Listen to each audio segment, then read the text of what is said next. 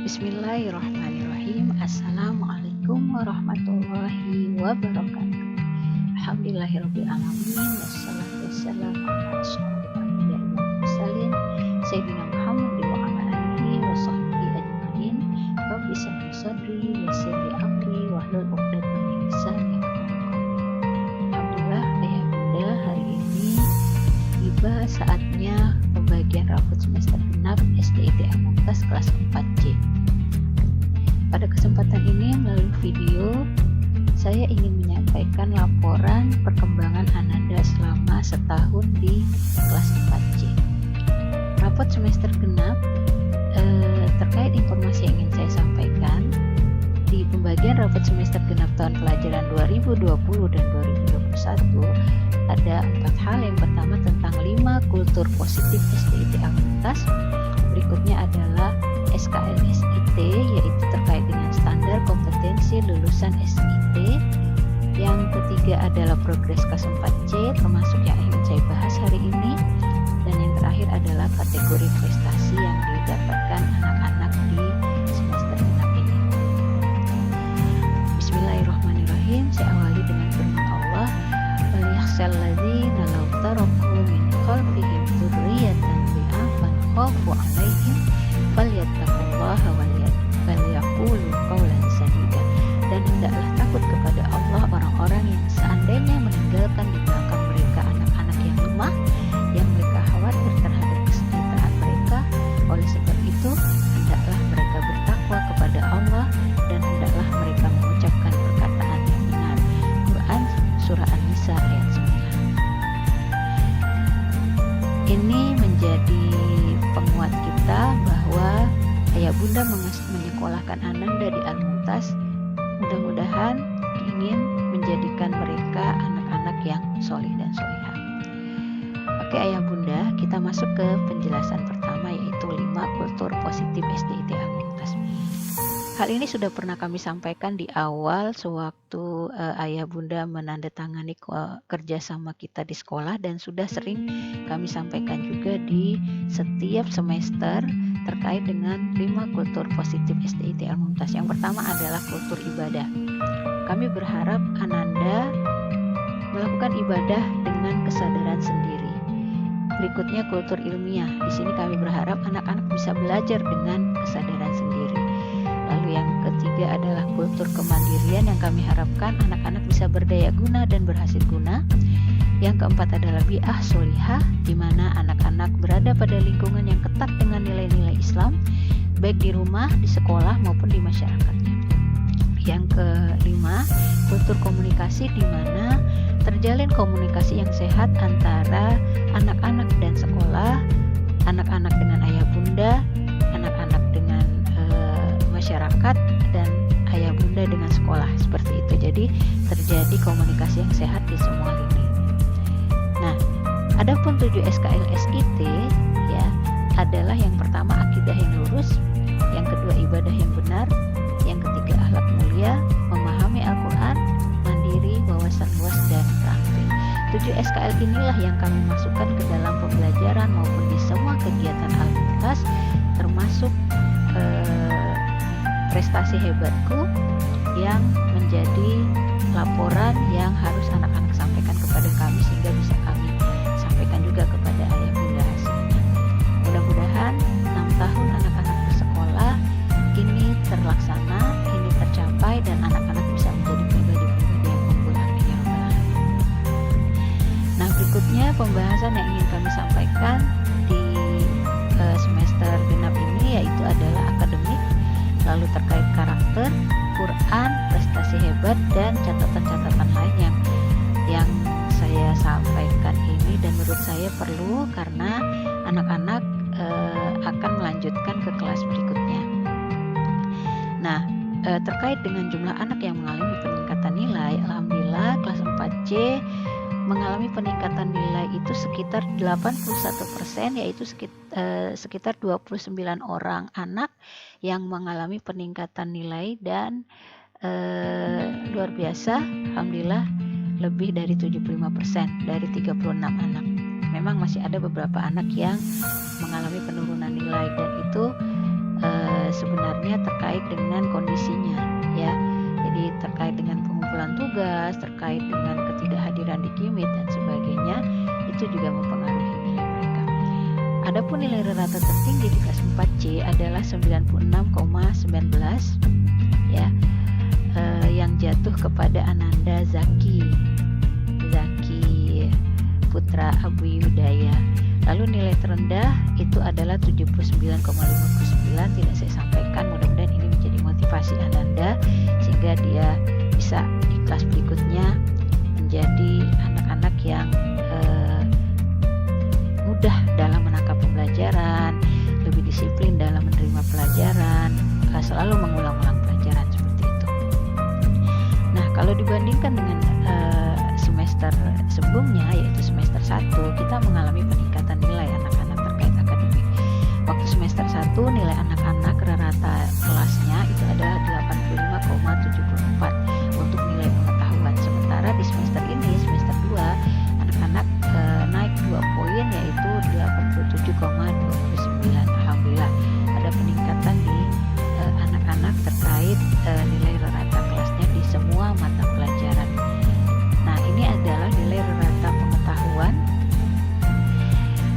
Saya ambil dari rata pengetahuan siswa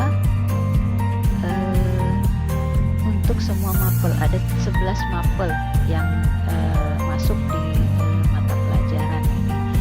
Yang tertinggi itu adalah PKN dan PJOK, yaitu 94 nilai rata nilai pengetahuan anak-anak, dan yang terendah itu adalah PAI. Dan ini memang menjadi evaluasi kami untuk ke depan, akan dibuat cara bagaimana agar anak-anak PAI-nya bisa lebih baik.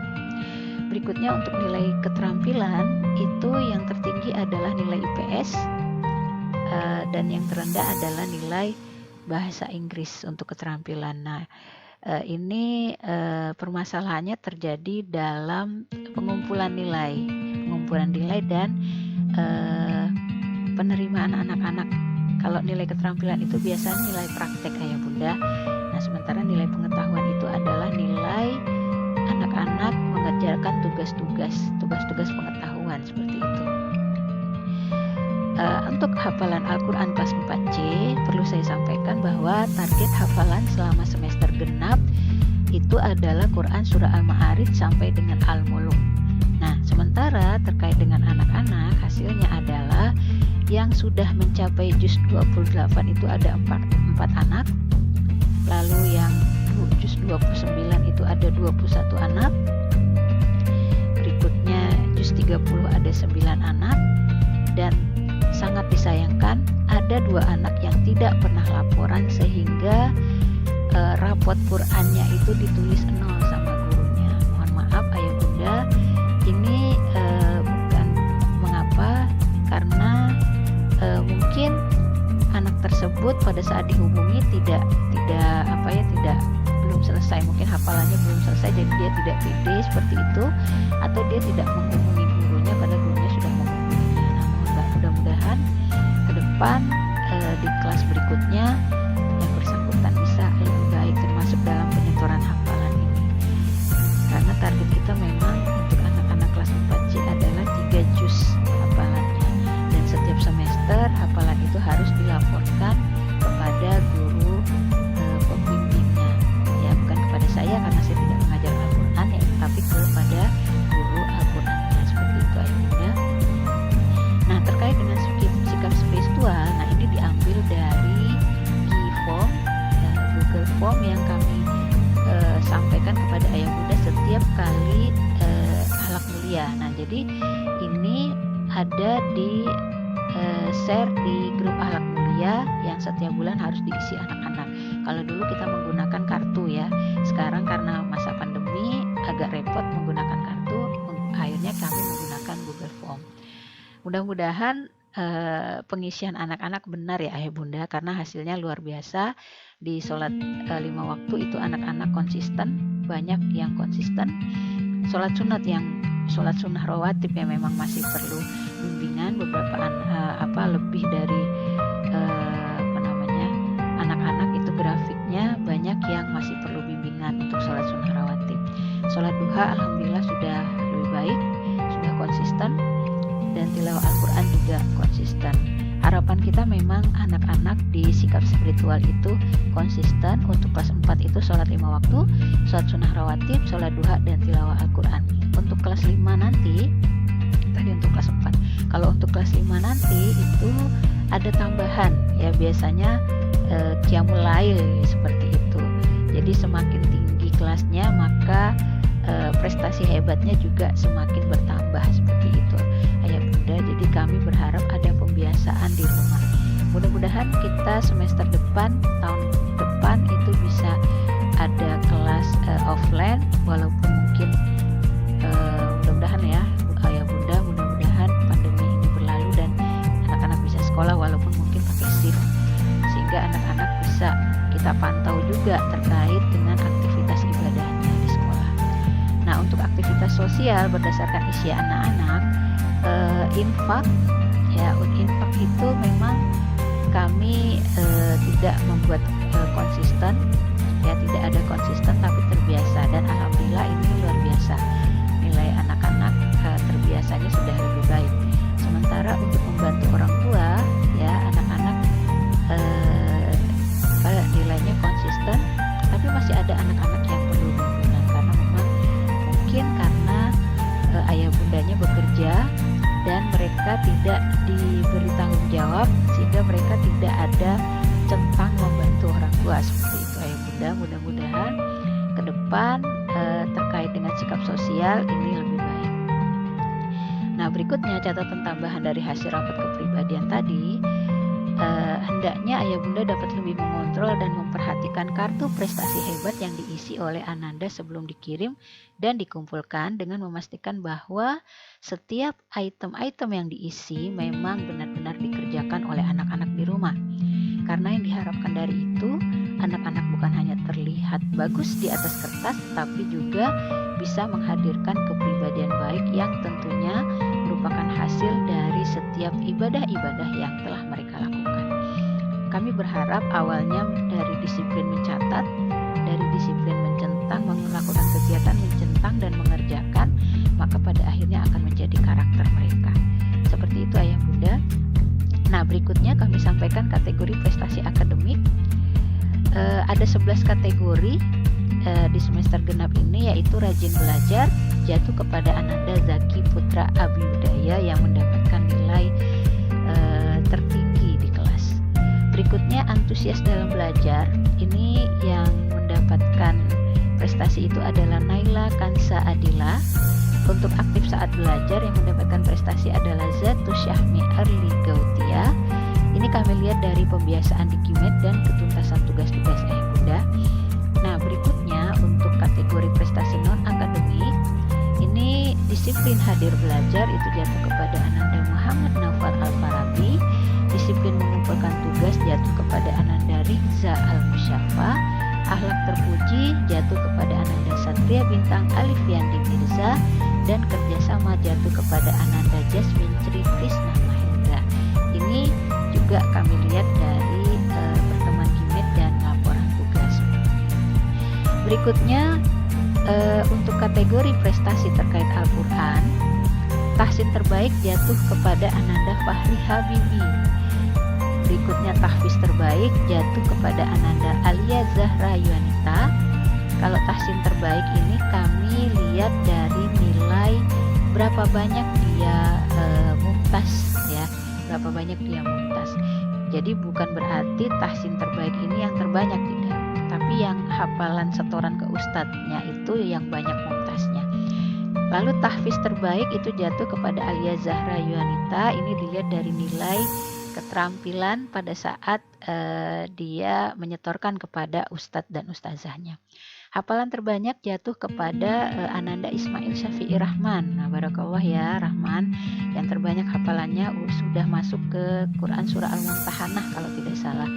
Lalu tilawah terbanyak jatuh kepada Anissa Haniyah Takia. Target kita adalah 3 halaman per hari. Jadi yang tilawah terbanyak ini kami dapatkan dari laporan prestasi hebat juga. Prestasi hebat di mana anak ini lebih dari 3 halaman per hari ya, dan konsisten, itu yang kami ambil. ini dilihat juga dari nilai keterampilan guru Quran dan catatan guru Quran juga ayah bunda. Jadi kerjasama antara wali kelas dan guru Quran terkait dengan prestasi Al-Quran. Nah, hal kecil namun sering diabaikan, kami mohon menjadi perhatian ayah bunda untuk ke depan, yaitu terkait dengan persiapan belajar. Ya, apakah anak-anak sudah bangun pagi hari? Karena mudah-mudahan kalau misalnya kita bisa offline, maka kita akan masuk kelas, dan apabila anak-anak tidak terbiasa untuk bangun pagi, mereka akan terlambat terus datang ke sekolah. Kalau misalnya kita akan melaksanakan online dan itu sudah ada izin dari pemerintah, karena kami tidak bisa melepaskan dari peraturan pemerintah karena kita adalah sekolah di bawah dinas seperti itu ayah bunda. Kami sangat ingin sekali offline, tapi gimana pun kita tetap harus mengacu kepada keputusan dinas, lalu keputusan dari K3S yang di lingkungan kita, kan kita bergabung di sekolah-sekolah K3S yang ada sekolah-sekolah negeri juga. Nah, jadi harapkan sebelum belajar itu anak-anak sudah siap, bangun sebelum subuh sehingga sholat subuhnya tidak terlambat, lalu tilawatil Quran sambil menunggu pembelajaran berlangsung. Kalau misalnya online, kalau tidak, usahakan setelah subuh bisa sholat tilawah Quran dulu atau setelah maghrib. Lalu sholat subuh dan sholat duha, alhamdulillah ini bisa ditingkatkan. Mudah-mudahan anak-anak 4C di kelas yang akan datang bisa 100%, ya. Tidak ada lagi yang perlu bimbingan untuk sholat subuh dan sholat duhanya. Lalu membersihkan diri, mandi, sikat gigi dan sebagainya, dan terakhir sarapan. Karena yang saya tahu, kalaupun misalnya kita offline itu anak-anak tidak ada tidak disediakan makanan dari sekolah karena dikhawatirkan seperti itu kontak. Nah, sehingga anak-anak kalau membawa makanan dari rumah seperti itu yang kami tahu jika seandainya offline. Nah, sehingga ini harus disiapkan dari awal-awal ayah bunda biar tidak pada saat masuk sekolah nanti dan ternyata kita offline, ini sudah terbentuk karakter anak-anak. Nah, berikutnya keterlibatan belajar online dan ketuntasan tugas ini yang menjadi catatan kami kemarin adalah masih ada sebagian kecil anak-anak yang tidak mengaktifkan kamera. Hanya sebagian kecil anak yang mengaktifkan kamera, berarti sebagian besar tidak mengaktifkan kamera. Saat ada perintah yang akan difoto itu barulah mereka buka kamera. Kadang saya coba gitu foto pada saat saya pernah mengirimkan kepada ayah bunda dan ternyata 25% saja anak-anak yang mengaktifkan kamera. Kalau memang ada kendala di kamera, mereka tidak menyampaikan ke kami sehingga kami tetap menganggap mereka tidak mengaktifkan kamera seperti itu. Kami menginginkan adanya komunikasi dengan anak-anak. Jika ada kendala, sampaikan kepada kami sehingga kami bisa memaklumi hal itu. Tapi kalau tidak disampaikan, kami tidak tahu apa yang menjadi kendala anak-anak. Berikutnya hanya sebagian kecil anak yang aktif dan fokus belajar saat Qimit. Nah, itu terlihat karena ada yang beberapa saat atau beberapa kali kami panggil tidak menjawab, padahal anaknya ada di situ.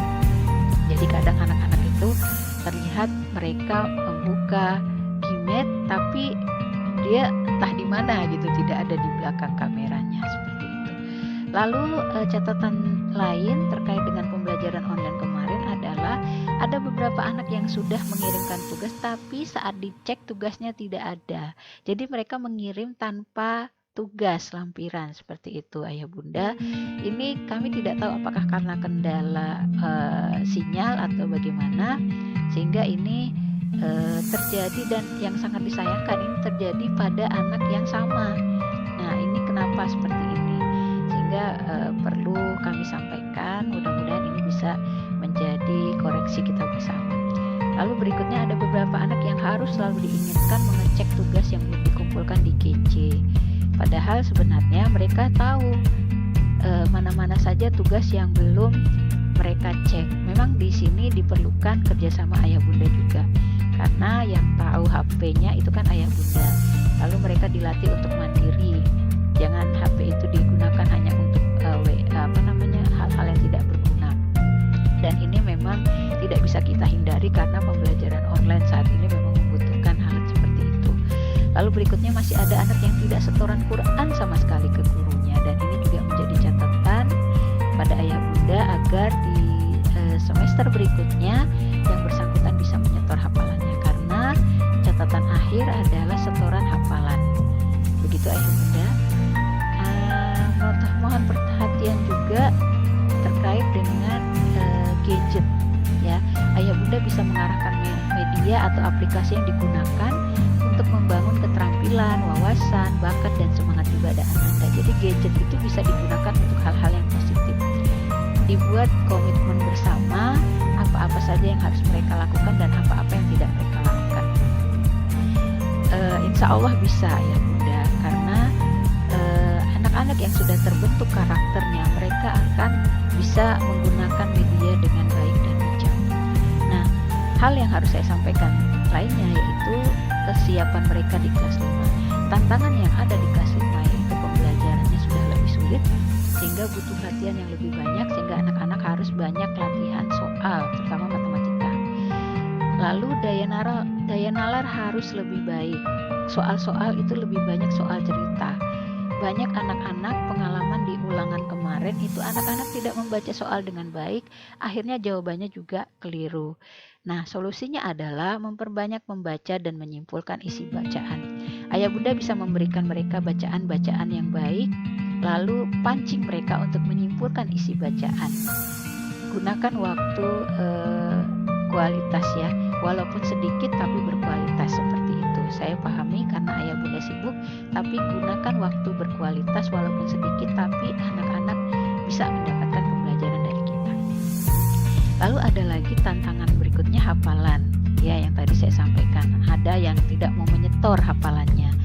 Nah, ini solusinya adalah murojaah atau selalu mengulang-ulang hafalan, baik di setelah sholat ataupun sambil menunggu waktu sholat.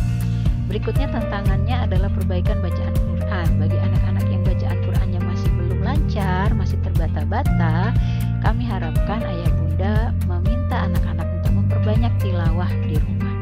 Memperbanyak itu bukan mereka tilawah sendiri, mungkin ada yang mendengarkan.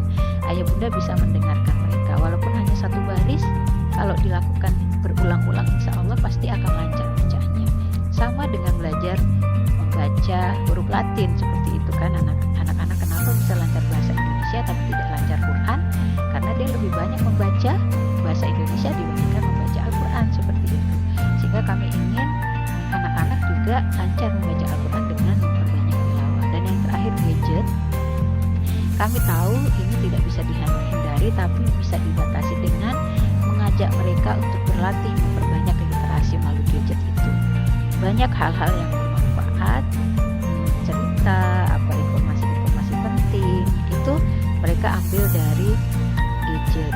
Tapi mungkin perlu juga disampaikan kepada anak-anak, kadang ada beberapa anak yang menggunakan gadget itu untuk hal-hal yang tidak baik, tapi ada juga yang menggunakan hal-hal yang baik seperti itu ya. Jadi kembali lagi saya sampaikan, ada komitmen bersama antara ayah bunda dan mereka, karena anak-anak sekarang sudah bisa untuk diajak bekerja sama, karena usia mereka adalah usia masih tetap usia prajurit, masih harus selalu dipantau. Bagaimana ya prajurit itu kan memang harus selalu dipantau, diingatkan, dikasih punishment dan reward seperti itu. Nah, aspek lain yang perlu disiapkan dan dimatangkan itu adalah persiapan akil balik, lalu kemandirian dan tanggung jawab, karena masih banyak anak-anak yang tidak mandiri dan tidak tanggung jawab. Begitu juga disiplin juga harus dimatangkan di anak-anak. Dan terakhir, adab baik lisan maupun perilaku, karena kebiasaan gadget itu akhirnya pada saat mereka WA juga itu kata-katanya luar biasa. Mudah-mudahan ini bisa dikondisikan sehingga anak-anak bisa mematuhi adab. Mudah-mudahan di semester depan juga program adab kita berjalan, karena memang dengan adanya program adat, anak-anak bisa lebih baik terkait adat. Seperti itu ayah bunda.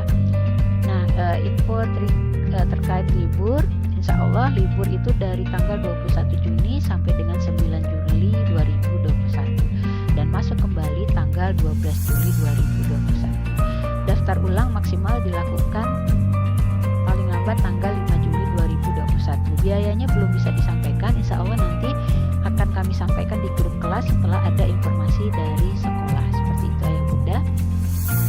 Terakhir saya sampaikan hadis ya. Sungguh beruntung dan berbahagialah orang tua yang telah mendidik anak-anak mereka sehingga menjadi anak yang solih, yang selalu membantu orang tuanya, mendoakan orang tuanya, membahagiakan mereka dan menjaga nama baik kedua orang tua. Karena anak yang solih akan senantiasa menjadi investasi pahala sehingga orang tua akan mendapat aliran pahala dari anak solih yang dimilikinya. Mudah-mudahan kita berdoa semua anak-anak kita menjadi anak yang solih.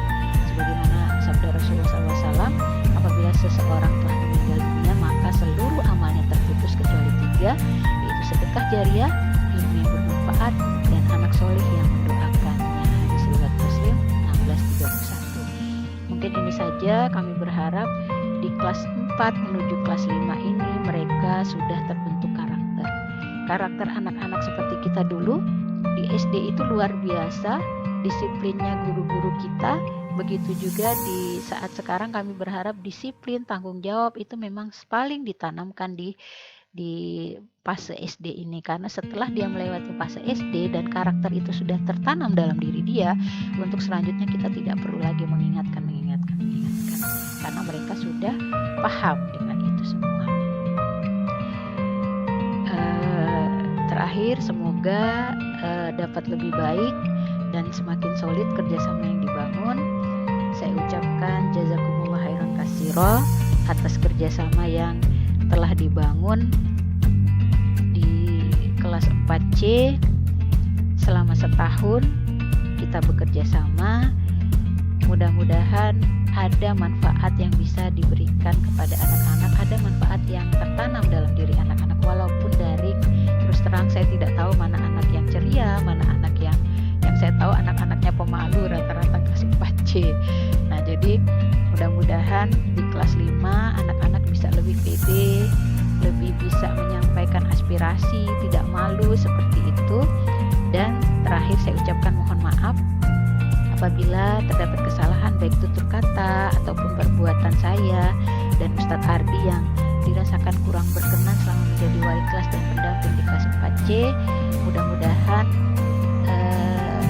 apa yang bisa saya sampaikan kepada anak-anak selama di GIMED ataupun di GC maupun Ustadz Ardi dapat dilaksanakan anak-anak dan bisa menjadi amal jariah kami. Mohon maaf sekali lagi Ayah Bunda dan terima kasih atas kerjasama yang sudah dibangun. Itu saja dari saya. Kalau ada pertanyaan terkait hal-hal yang tidak jelas ya, atau mungkin masih kurang jelas dari penyampaian saya, bisa Ayah Bunda sampaikan di pertemuan kita hari ini saat pengambilan rapot. Bila taufiq wal hidayah. Wassalamualaikum warahmatullahi wabarakatuh.